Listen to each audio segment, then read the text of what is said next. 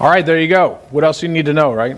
My name is Travis Wright. I'm the Vice President of Energy and Sustainability for QTS Data Centres. I'm going to talk to you today a little bit about something that has come up a bunch of times, and that is how do you keep your program from being cut? There's a couple of simple guidelines that we've used that have made this a very sustainable process for us.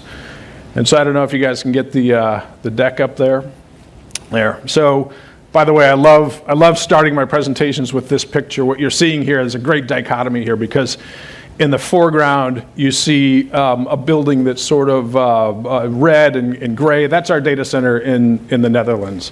And you see some solar panels down on the front. You see beautifully framed out by windmills. And then there's this enormous lurking building in the background, this big white building. That's a coal-fired power plant that RWE put into place and commissioned in 2015. And then in 2018, the Dutch government came to them and told them they were closing it. And so just to think that it took 3 years from the time they started it up to the time they were told they were closing it screams at how fast the sustainability movement changes. And I think that's continuing on as well. So I'm going to start with a couple of slides that just talk about who is QTS. I don't think most of you know who we are. We're mostly a US-based company. We've got two sites in the Netherlands, and we are growing in Europe. We have 28 data center locations, about 800 employees. We build and own and operate massive data centers. You're seeing one in New Jersey and one in Virginia right here. We do this to provide economies of scale, both in energy and power. We give low cost, reliable power. We're very energy efficient in our buildings. We have lots of fiber that come into each of these, security, logistics, and of course sustainability. We can offer 100% renewable power to a lot of clients that are not as mature in their programs.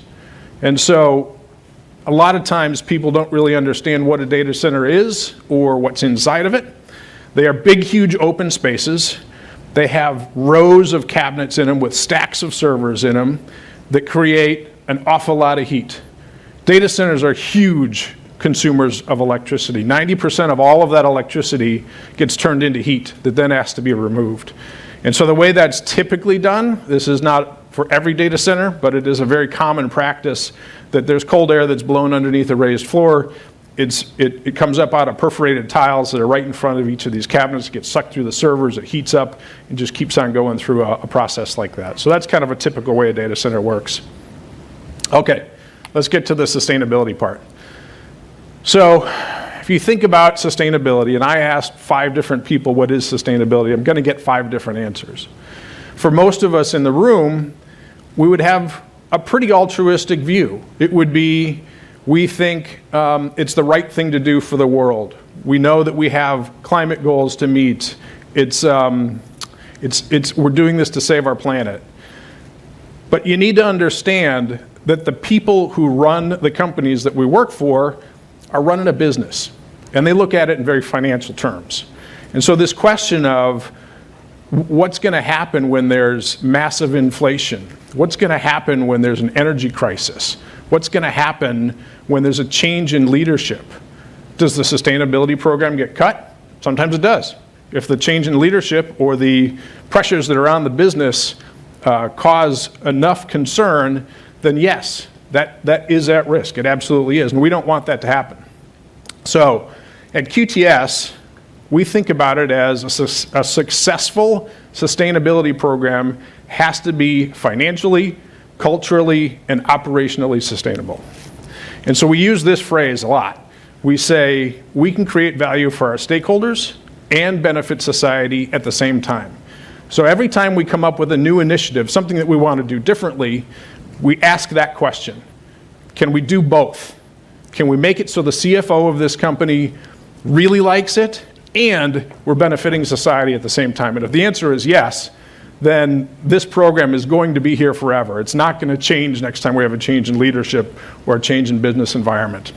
All right, so our ESG strategy is very typical of most. We've got 3 pillars of ESG. Environmental side, we're thinking about energy, water, and waste. On the social side, it's really our relationships with our employees and our communities. So we think about health and safety and wellness, diversity, work balance, community engagement. Philanthropy is something that's very big in our company. On the governance side, quite honestly, it was probably more prevalent when we were a public company. We have recently been taken private by a big private equity firm called Blackstone. And so there's a little bit less on the governance side just because we're no longer a public company, but it really is our internal affairs and our relationship with our stakeholders. So we think about accurate and transparent accounting, ethical business practices, and then board management structures. And when we think about what's up, what's coming next? What is it that's going to drive us into the future and do different things with our sustainability program? Social policy and transparency in that reporting is for sure top of the list. It is the corporate reporting for social policy really hasn't kept up with environmental. And so we do see a very intense spotlight on this topic. And so we do think that's driving a lot of our program. Focus on our supply chain. So we saw a couple of discussions today about holding our suppliers accountable. So we're only procuring from companies who actually report their emissions and then choosing low carbon materials when we can. And water is a big one for data centers. So enormous users of power are also typically going to be enormous users of water, and water scarcity is becoming increasingly a big issue. We have a design, I'm going to talk a little bit more about it later, called our water freedom design that takes a really good approach at limiting the water usage in our data center. So a lot of people think about data centers as this sort of wispy little thing in the cloud. How can it really be that big of a deal, right? Because there's really not much to it. The reality is these are enormous facilities that use as much power as a small city. The global market for data centers uses more power than Belgium, Denmark, the Netherlands, and Luxembourg combined. And we are responsible for 3% of global greenhouse gas emissions, more than the airline industry. So there's a huge lever to pull, which is why I'm thrilled to say that the data center industry has really been leading. It's actually not one that's that complicated to lead in renewable energy procurement because our energy is huge loads, very flat, and so utilities love us. We're the prettiest girl at the prom when we come to a utility. And so, so we do get a little bit of special treatment. We're able to come to terms with renewable contracts fairly easily.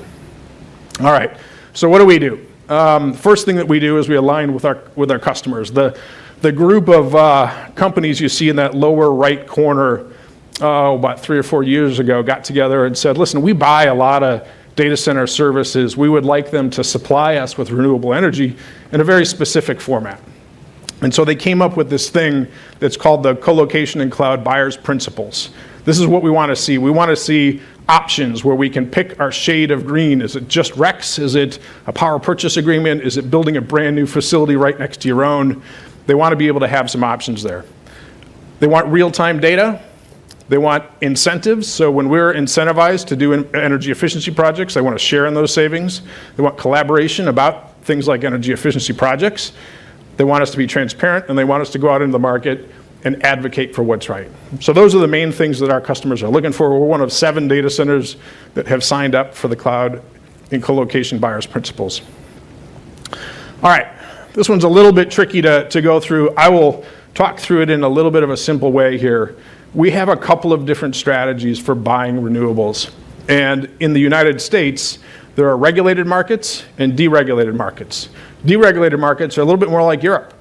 Regulated markets are where there are a single utility that is vertically integrated. They do the generation, they do the transmission, and they do the retail side. You have one choice for your utilities. So I'm going to talk to you first about deregulated markets.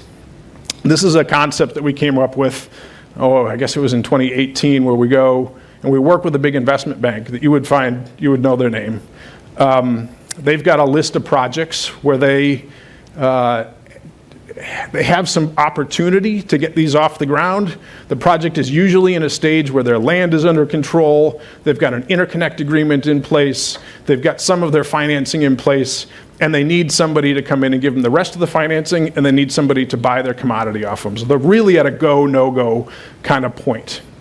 And so the bank will come into them and say, listen, we've got a deal we can make here. let's get your project off the ground, but I'm not going to give you as much for your product as you would like. And so the project is usually at a point where they say, okay, I'll make 8% instead of 10%. I'm okay with that. I'm going to move forward, and they'll probably flip the project in a few years anyway.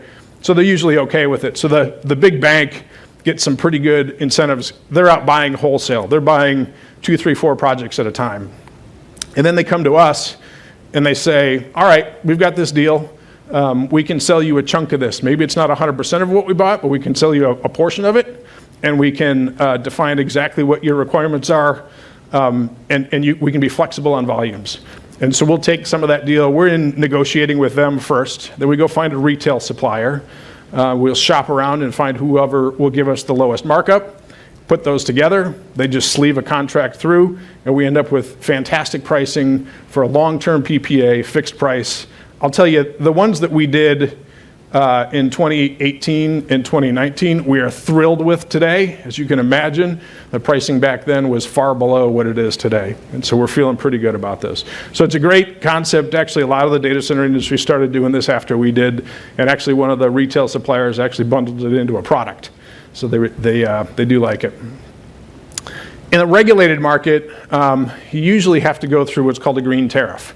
And so sometimes we will go to the utility and say, we want you to develop a green tariff, and here's what we'd like it to look like. And then we go back and forth for a year, and they finally bring it to the corporation commission of some kind and get some approval for it. It's a very long and arduous process, but it is a way that we can buy directly through the utility that's supplying for us.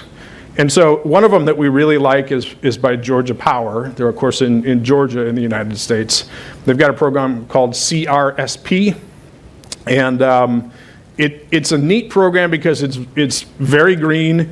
The brand new solar projects they put into southern Georgia coming online in 2024. We were able to get a 20-year fixed price contract at $30 for both energy and RECs, which was fantastic. Low price includes those, we call them RECs, you call them REGOs here.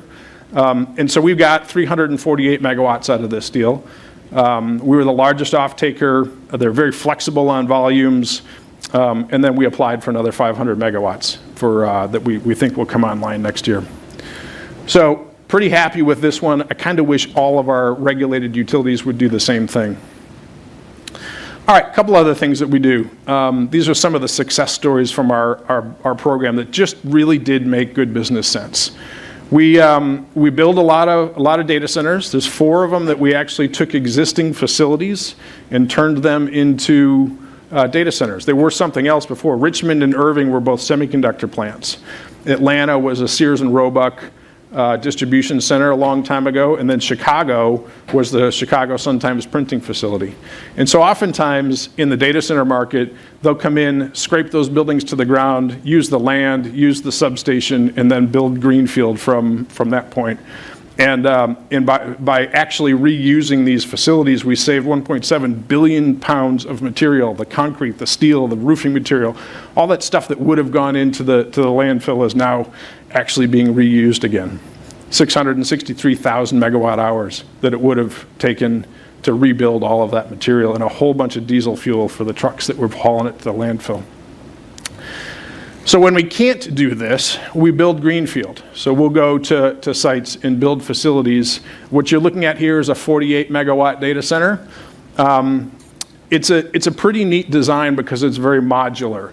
The buildings themselves are built in slices that are 3 megawatts each, and they allow us to off-site build all of the electrical rooms out of concrete structures. We can bring them in from off-site being manufactured in a facility, bolt them up to the side of the wall. It gives us great speed to market, and it also reduces a lot of waste. So you can imagine in an environment like that, they're not throwing away cable, they're not throwing away a lot of the waste materials, they're actually able to just right-size everything. It reduces the number of trips to the site by 90%, so there's a lot of fuel that's not built or not burned. And then the really interesting part of this is that when a data center starts up, it doesn't start using 48 megawatts on day one. It'll start using 5, and then 6, and then 10, and it'll grow over time. And this design allows us to really only run those slices that need to, so we get peak performance out of it on day one. A little closer look at this design is one where you can see these modular buildings, the red ones that bolt up to the side of the building, and then there's a big generator that sits behind it. You just copy that same thing over and over again. So oftentimes when data centers are built, they're built with water-cooled cooling systems. You remember 90% of that electricity that goes into a facility turns into heat. And so we came up with a system that is a dry cooling system. Usually you would have either a very inefficient dry cooling system or a very efficient water-cooled system, and use lots of water to do that. Well, we actually went to our suppliers and developed a cooling system that allows us to use a lot of outside air economization and get better cooling efficiencies than we did with the water-based systems. And so by doing this, we're saving enormous amounts of water. When you then run your data center with conventional power plants, you can imagine that that power plant is using tons of water as well. So you're actually still responsible for 4 times as much water as you would have used on site. So we'll pair this with our solar and wind projects and provide what we refer to as our water freedom design. So a typical 48 megawatt data center is going to use about 500 million gallons of water annually if it uses conventional power and water-based cooling systems. All of that gets dropped down to virtually zero with a design like this one. So one of the other things that we need to do for our customers is give them their data. We've developed in-house a system that we refer to as our service delivery platform. And it's a dashboard that gives really cool modules, that gives them efficiency numbers. There are a few metrics that we use in the data center industry that called WUE, PUE, and MUE. Those are 3 terms that we use, and gives them real-time data on their consumption, their carbon footprint, reporting, historical data. Also gives them a one-step, one-button push that allows them to gather all of the data that they need for CDP or RE100 reporting or GRESB, Ecovatus. Any reporting that they do is very simple now. They don't have to come to us and try to gather all of the data and then forward it on and refill it all out. It comes to them automatically. So those are some good things from an energy standpoint, a data standpoint. But I think the parts of our sustainability program that are most exciting to me are the social ones. And so we've done something that we refer to as our success-based giving programs. There's 3 of them that are really cool, and this was actually a fun story. I was at a conference in San Francisco called Verge, and we had a booth there, and right next to us was this organization called American Forests. And we just sort of started chatting and started talking about, what is it you guys do? This is really cool. Really would like to find a way to partner with you guys. And so we went away and we dreamed up this concept of, let's give away to our customers planted trees for doing business with us. And we said, okay, let's pitch this to our C-level staff and see what we get. I thought I was going to get a lot of pushback. I thought I was going to get something about how it costs too much, what kind of benefit are we getting out of that. I'll tell you, it took 10 minutes for my CEO to say, not only do I love that program, but I want you to do something for clean drinking water as well. This one, by the way, for every 100 kW that a customer signs with us, that's a measurement of how much they're leasing from us. We're going to plant 1 tree per month for the life of their contract. And so multi-megawatt contracts end up at quite a few more trees. Currently, we're doing about 72,000 total trees that we've planted so far. So anyway, we did another one about clean drinking water. And in this one, we partnered with an organization called World Vision. They do a lot of work in Uganda, Kenya, Zambia. And so we did a very similar thing where we said for every 100 kW that a customer leases from us, we're going to provide 3 people with clean drinking water resources for the life of their contract. And then if anybody signs a large deal with us, 12 megawatts or larger, we actually go into a community and drill a water well for the entire community. So hundreds of people then get clean drinking water that normally didn't. This is life-changing for people. You can imagine these are the areas where usually it's the mothers and the children who spend 5 hours a day walking to a very dirty mud hole to collect a bucket of water. And it's life-changing for them to have clean drinking water in a local location. So this is one that really works. And then the last one, we partner with an organization called the U.S. Dream Academy, where we target kids whose parents, at least one parent, has been incarcerated. And we give them mentoring, education, food, and a place to be between 3 and 6 p.m. That's a critical time period when a lot of the bad stuff happens, after school and before that the parents get home. And so it gives them that place to be. So for this one, we've already sponsored 35 kids. We just got started with this one, so it's a pretty neat one. And I'll tell you, the reason these work from that standpoint of how do they not get canceled on you is because we can actually define the points in our sales meetings when we're sitting across the table from companies, big tech companies, and they can look at us and say, you guys are within 2 or 3% of your competitors, but you are doing really good things in the world, and we want to be a part of that, so we're signing a deal with you. Those things actually happen. And it's those sales interactions that cause programs like this to stick around forever. Nobody else in our industry is doing anything like this, so it differentiates our business from our customers. So we've been rewarded. The last 2 years, we've received 22 awards. Newsweek gave us one of America's most responsible companies in 21.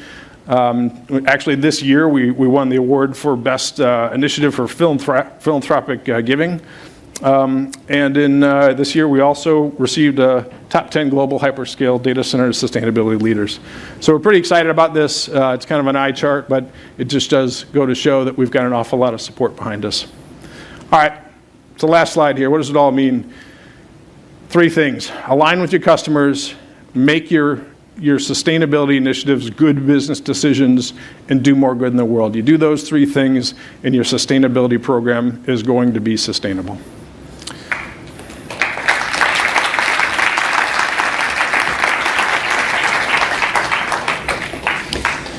Thank you, Travis. I mean, some of the initiatives that you guys are doing are incredible. I mean, I've worked with World Vision before, for instance, and the work they do around the world is quite incredible.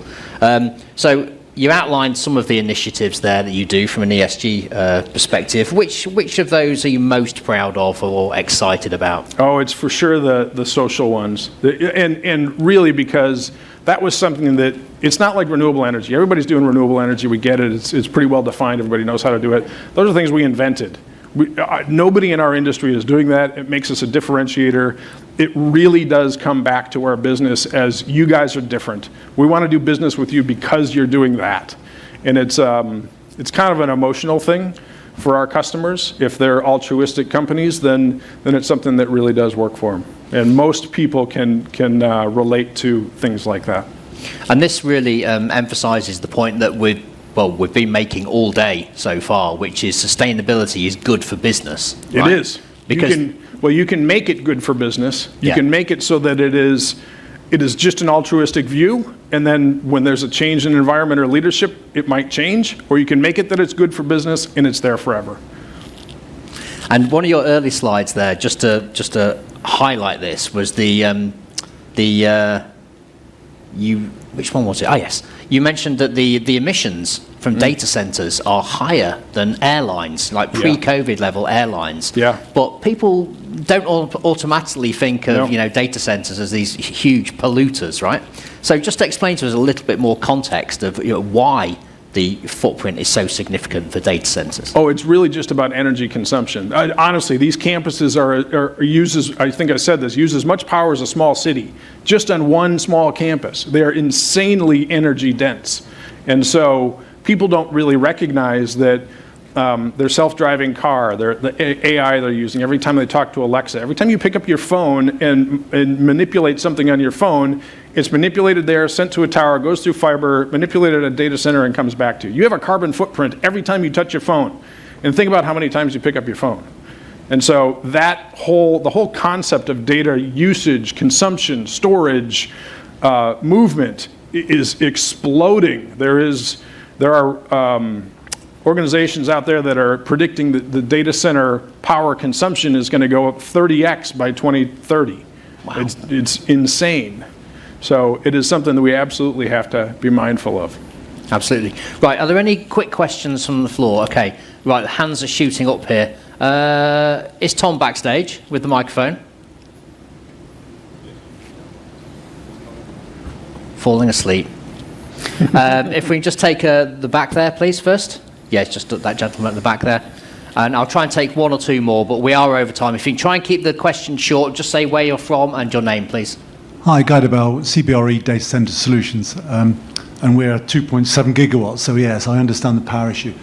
One for me, as we drive PUE down and we try and get more sustainability, and a lot of the servers themselves are going up with fan power, and so you're moving the PUE measuring point. Are you changing the servers as well, because they're more efficient servers? Yeah, great question. We encourage our customers to, and typically there's about a 3-year exchange rate for those servers, so they're usually pretty new.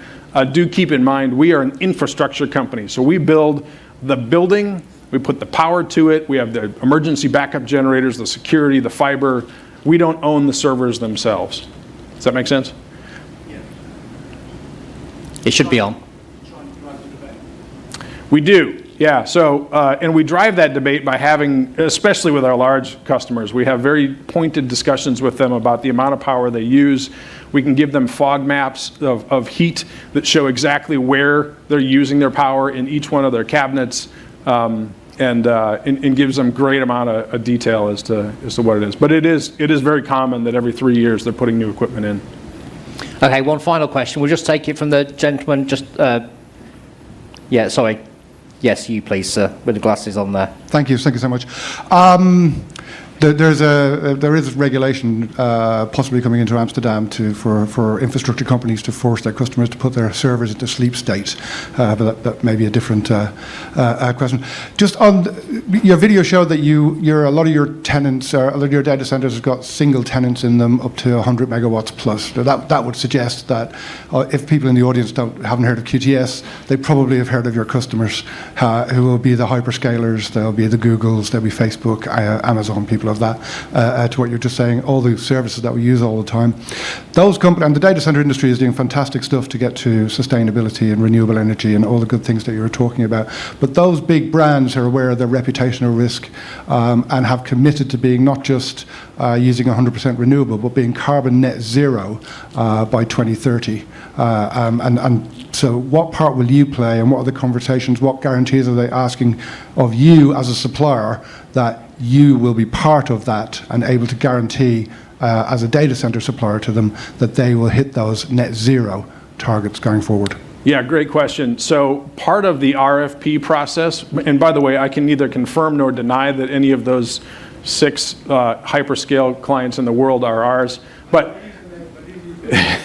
the reality is during that RFP process, if you are not able to provide 100% renewable to them, you won't make it past the first round. It is a non-starter for them, and so you have to be part of that solution. I will readily admit that large customers like them are what are driving the rest of us as infrastructure companies towards sustainability. That is absolutely the truth. It's a big, huge part of our business is to make sure that those customers are happy. Okay, thank you for your question. I'm sorry, we don't have time for any more questions. If you want to catch up with Travis after the show, then please do ask the question then. Thank you, Travis. Thank you. Thank you.